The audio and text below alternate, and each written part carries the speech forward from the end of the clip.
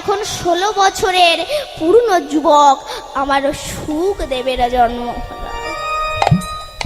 যখন সুখদেব জন্মগ্রহণ করলেন তখন ব্যাসদেব সুখদেবের হাতে শ্রীমদ্ ভাগবত তুলে দিয়ে বলল, যাও কলির মানুষকে উদ্ধার করো, নৈমিষারণ্যে চলে যাও।